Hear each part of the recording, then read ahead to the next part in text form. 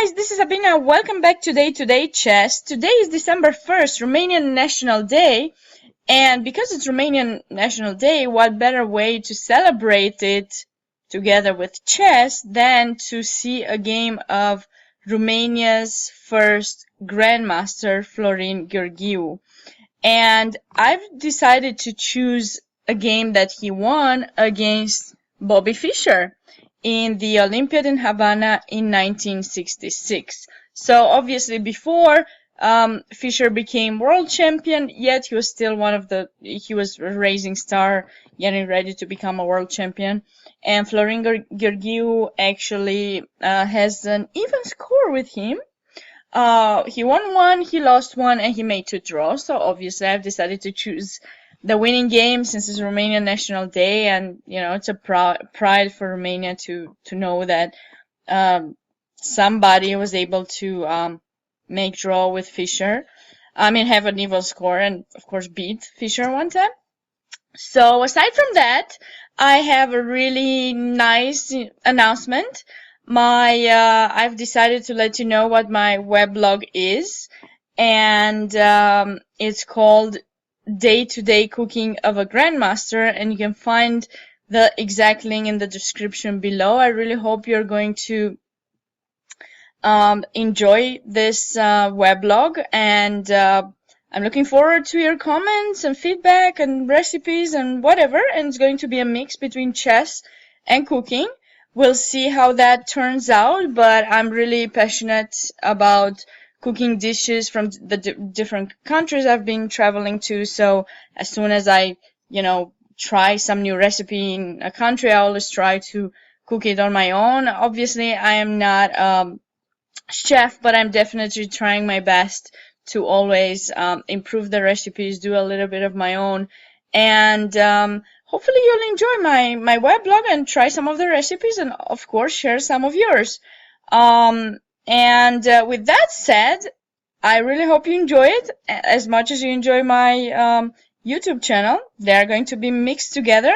Still working in progress, but soon it should be perfectly ready. But I definitely decided it's a good idea to let you know about it. So let's just start right now to check this game out between Florin Gheorghiu, Romania's first Grandmaster, and Bobby Fischer. So Gheorghiu is a d4 player, and we have here the Nimzovich and f3. This is an older system. It's not played that much these days, this f3 move.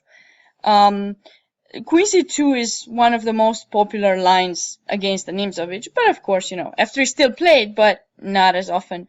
d5, one of the best continuations for black. a3. So the idea is now, after capture, white has these pawns doubled, but eventually white can trade in d5, and, we get rid of the double pawns. The good thing about this f3 idea is that sometimes you can bring this rook via a2 and then bring it towards e2 to be able to prepare some e4 later on. So this is one of the ideas of the system, and like I said, we don't really care about the double pawns. In this position, black castled. Probably, as far as I know, c5 is the move, a little bit of a better move for black in this position, because after capture we take back with the pawn, the bishop is going to be opened. Of course, black could take with the knight as well, but I like e takes d5, having the bishop opened, and the position is about equal. However, Fischer chose to castle in this position, finish up his development. C takes d5, like I said, we don't want to keep these double pawns for too long. And here e3. So white does not develop this bishop in g5 here in this position, because you are really kind of underdeveloped, so the bishop in g5 is not going to be placed very well, because what are you going to do about this pawn? You can't really play e3 in this position. There's going to be h6, and you don't have a good square for the bishop, and e3 is going to be weak. So that is the reason why white is actually keeping the bishop in c1 and plays e3 here. And the idea is, of course, trying to start some attacking on the king side. knight h5, queen c2, good natural developing move. We do not want to allow any kind of bishop f5s, but in the same time, you see some queen h4 was the threat in this position. So now with queen c2, we're getting ready to put the queen in f2, trade the queens, and the endgame should be better for white. We have the bishop pair, and we can get the center with e4. So, of course, black does not want to make that trade. Rook e8. But now, because this knight is in h5, it actually helps white to think of some attacking. g4. But what was the reason black played rook e8? Of course, to play knight f4. Trying to improve the position of the knight from f6, because in f6 it wasn't doing much, but now the knight will be brought either to e6 or g6, and from here is going to be able to control a little bit the center, but also play the role of a defender to black's king. h4. We are not very worried about this knight. So this is an attacking dynamic game. Keep that in mind. As you can see, white hasn't really developed their pieces just yet. It's has pushed a lot of pawns for the moment, but black hasn't really developed pieces just yet either. So the idea is to place the pawns as much as we can, advance them a little bit to prepare the attack, and then the pieces will be developed behind the pawns. And now, since we have already, well, this side is weakened, this side is weakened as well, there's no point for white to think of castling. So just king f2 is a good move here, and Gheorghiu played that because now, we get rid of the pin, we're threatening to win the knight, the king seems to be quite safe here, and just chasing this knight away. Now, Fischer played knight g6, bishop d3, finishing up the development. Like I said, the pieces behind the pawns in this particular variation of the Nimzovich. Knight c6, knight e2. Of course, this knight can come to g3. Black is finishing the development. I would be thinking c4. Here is a typical move because now white is forced to trade in g6, f takes g6, and this position could be an interesting idea for black. Knight f5 b3 is a possibility, and we got rid of white's bishop pair. Bishop e6, g5. I particularly don't like that move very much, and the reason I don't like it is that, again, black can still continue to play c4. It was maybe better to play rook b1 first with tempo to b7. What are you going to do about the pawn? Are you going to play b6? Okay, in that case, maybe I'm going to play h5. First, I'm going to see whether black is going to blockade the position on the queen side, and then of course I'm continuing my attack with h4, h5. Knight has to go to f8. Now maybe we can play h6, try to push the pawns as much as possible on the king side to create some weaknesses and get more space.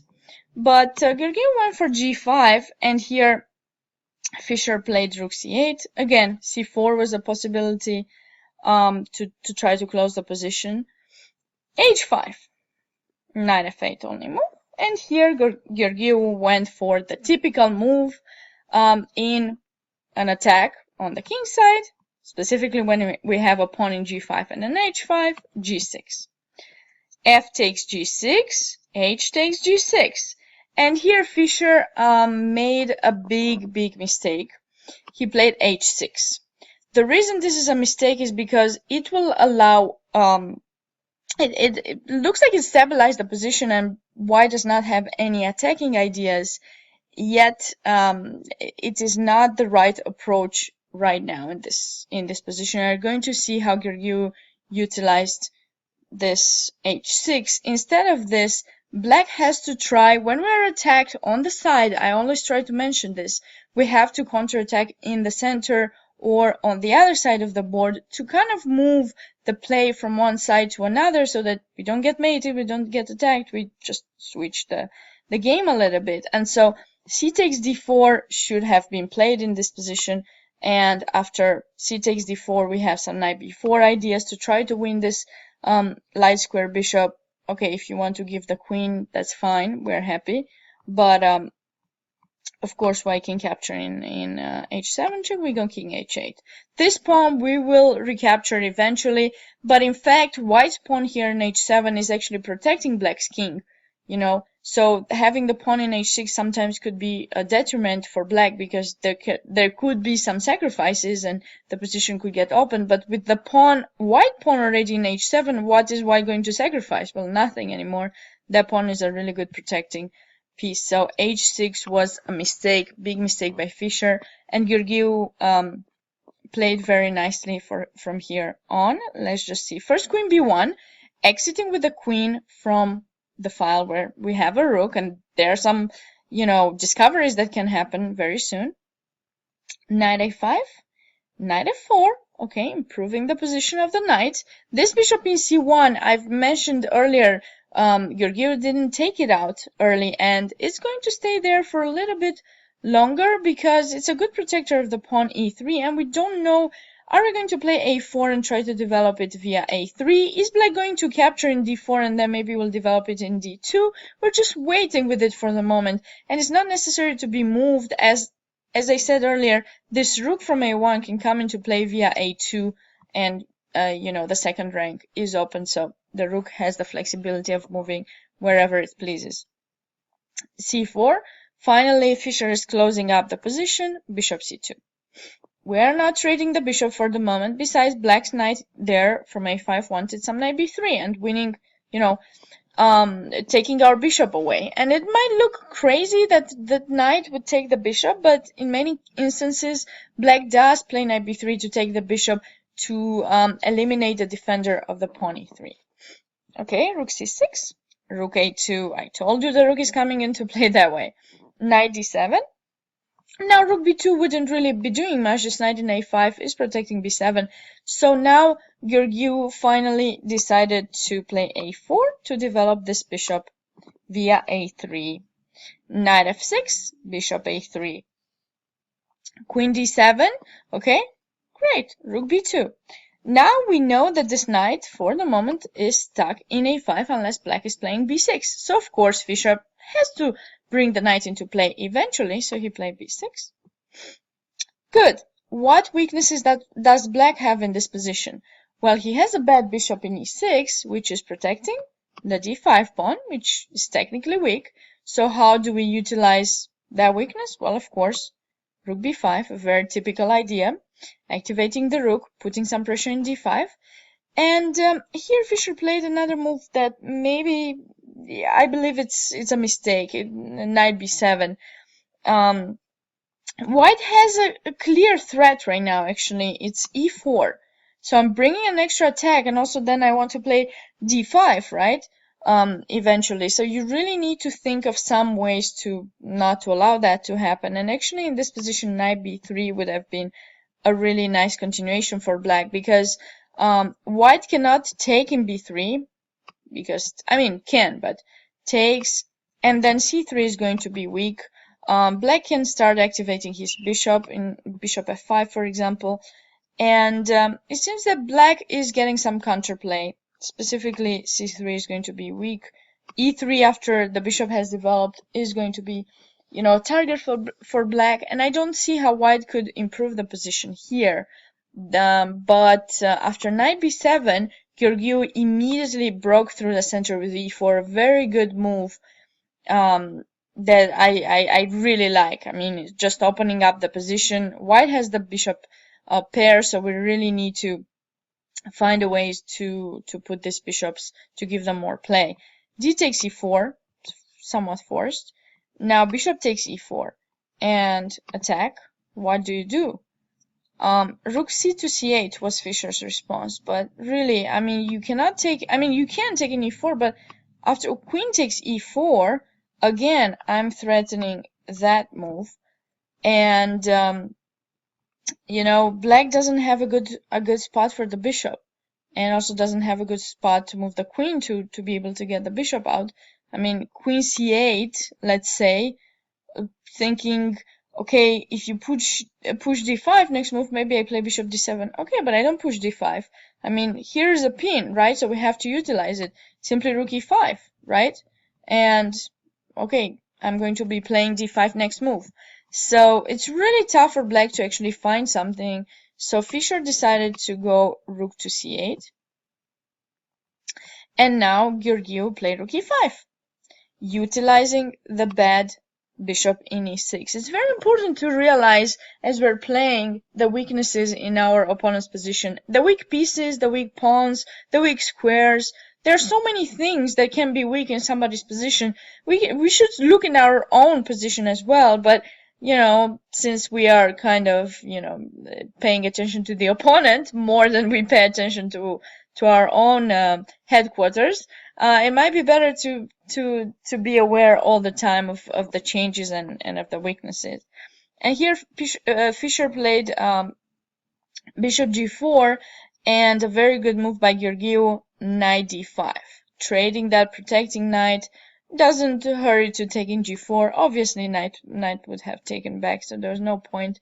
Now the rooks got traded. Knight takes f6, intermediate move first, check, pawn takes, and now you see, you didn't see it immediately. It wasn't the thing that you would see immediately, but now you notice why h6 was not really the greatest response by Fischer. I was a little bit surprised when the first time, I don't know, over 10 years ago, I saw this game the first time, and I remember that I was a little bit surprised that Fischer, one of my favorite world champions, had played this move. But it's just a game.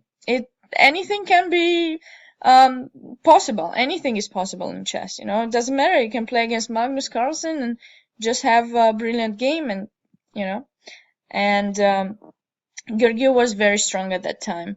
So after g takes f6, take. Knight c5, getting the knight into play. Okay. Bishop takes. Queen d2 check. I'm not worried. King g3.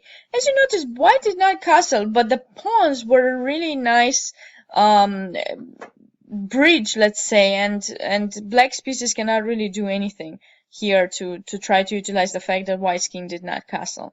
And throughout the game, black couldn't really do anything about it. Those pawns were really nice protecting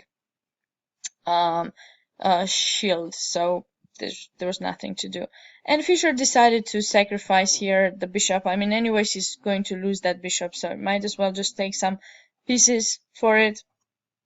Rook takes c5, and now we have material advantage, so there's no point to keep the queens on the board anymore. The queens got traded off the board, and the game went on a little bit longer.